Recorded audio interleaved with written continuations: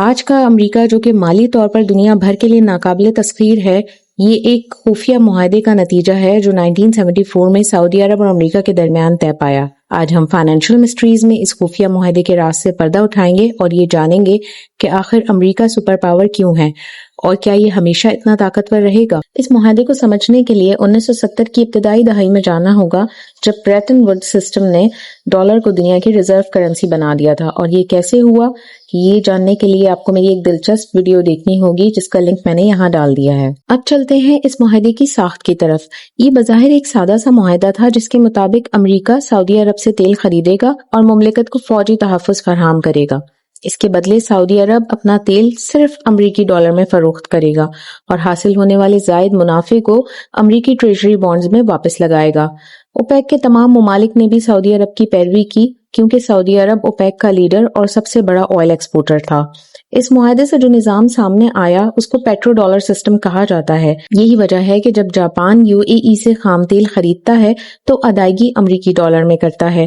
China کو سینکڑوں ارب dollar کے ذخائر رکھنے پڑتے ہیں، حالانکہ وہ براہ راست امریکہ سے تقریباً کچھ نہیں خریدتا۔ اس پیٹرو ڈالر سے امریکہ کو 3 غیر معمولی فائدے ہوئے۔ سب سے بڑا فائدہ امریکی ٹریجری بانڈز کی مانگ تھا۔ تیل برآمد کرنے والے ممالک اپنے اضافی ڈالرز امریکی بانڈز میں لگاتے تھے، جس کی وجہ سے امریکہ کو مسلسل سرمایہ ملتا رہتا اور وہ کم سود پر آسانی سے اپنا خرچہ چلا سکتا ہے۔ دوسرا بڑا فائدہ امریکہ کو یہ ہوا کہ وہ بغیر کسی دباؤ کے تجارتی خسارہ چلا سکتا تھا، یعنی کہ اگر عام ممالک زیادہ چیزیں خریدیں یعنی درآمد کریں تو ان کے پاس پیسے ختم ہو جاتے ہیں، لیکن امریکہ کے ساتھ یہ معاملہ نہیں ہے کیونکہ دنیا کو تیل خریدنے کے لیے ڈالرز کی ضرورت ہے۔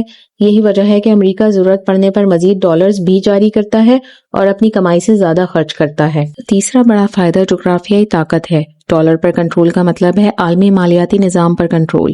یہی وجہ ہے کہ مختلف ممالک پر امریکی پابندیاں یعنی کہ سینکشنز مؤثر ہوتی ہیں کیونکہ عالمی تجارت ڈالرز میں ہوتی ہے اور جس ملک کو امریکہ سوئفٹ نظام سے نکال دے وہ ملک آسانی سے عالمی تجارت نہیں کر سکتا۔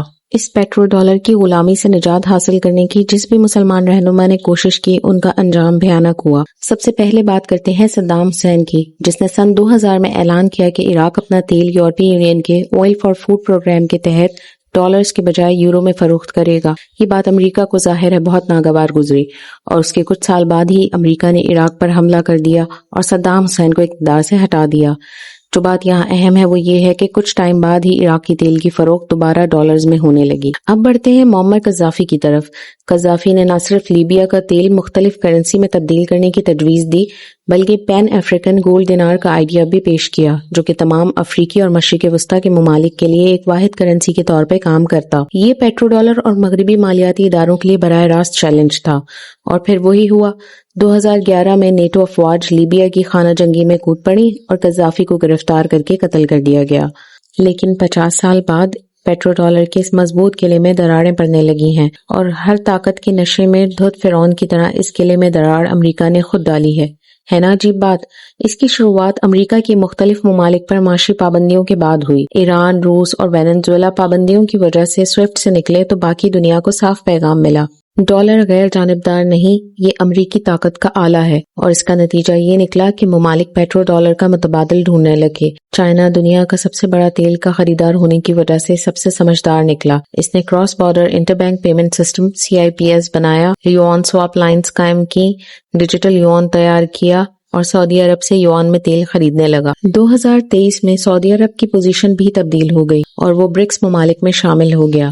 برکس میں وہ ممالک شامل ہیں جو تیل کی عالمی تجارت میں ڈالر کی بالادستی ختم کرنے پر سب سے زیادہ بضد ہیں۔ مرکزی بینکوں کی جانب سے سونے کی بے تحاشا خریداری بھی اسی طرف اشارہ کر رہی ہے کہ پیٹرو ڈالر کی بالادستی دیر تک نہیں رہے گی۔ 28 فروری 2026 کو جب امریکہ اور اسرائیل نے ایران پر مشترکہ حملے کیے اور آپریشن ایپک فیوری شروع کیا تو آبنۂ ہارموز بند ہو گئی اور ہر جنگ کی طرح لوگ ڈالر اور ٹریجری کی طرف بھاگے، جس کی وجہ سے ڈالر مضبوط ہوا۔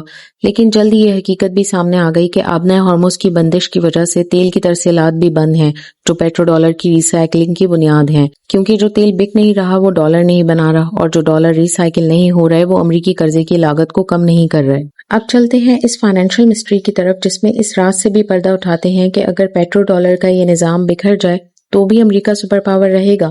تو اس کا جواب یہ ہے کہ عالمی تیل کی خریداری کے لیے ڈالر کی شرط ختم ہوتے ہی مرکزی بینکوں میں ڈالرز کے ذخائر رکھنے کی ضرورت بھی ختم ہو جائے گی، امریکی ٹریجری بانڈز کی مانگ گر جائے گی اور امریکہ کے قرضوں کی لاگت بڑھ جائے گی، جس کے بعد امریکہ کا سپر پاور رہنا ممکن نظر نہیں آتا۔ لیکن یہ سب کچھ اتنا جلدی نہیں ہوگا۔ اب دیکھنا یہ ہے کہ پیٹرو ڈالر کا یہ 50 سالہ نظام اس صدی سے آگے چل بھی پائے گا یا نہیں۔